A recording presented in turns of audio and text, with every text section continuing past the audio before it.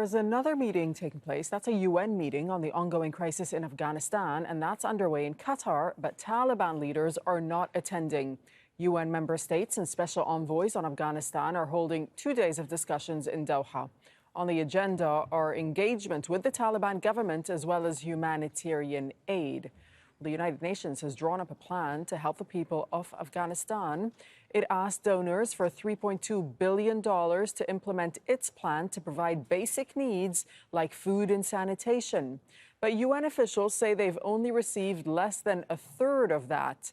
They've identified 29.2 million people who are in need of humanitarian assistance, but say they've only been able to reach 20.8 million.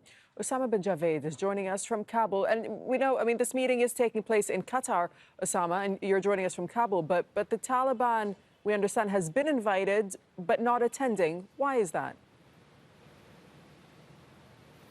Well, according to the Taliban, they're not attending because they're not being seen as the sole representatives of Afghanistan.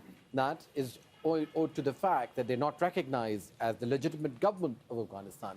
In 2.5 years, this is another meeting of another coming together of donors and aid agencies and various factions living outside of Afghanistan, various NGOs working inside Afghanistan, as well as journalists and others, to try and chart out a future for Afghanistan.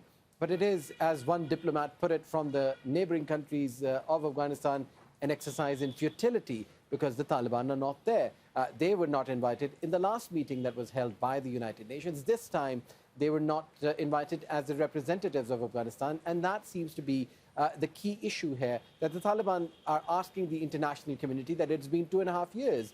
You've done what you can, you've pressured us as you could, but now it is time to come back to the table and talk to us as the people who are in charge of Afghanistan, as the people who are making decisions for millions of Afghans, and that is not the case. The Taliban are also adamant that they want this whole sanctions regime against them to be taken out. They want the lifting of their blacklists and others on Taliban leaders, as well as the releasing of funds. And again, on the other side, where the donors are sitting, they see them as regressing on various aspects of Afghan society, including women's rights and the right for girls' education. All right, thank you. Osama bin Javaid reporting from Kabul.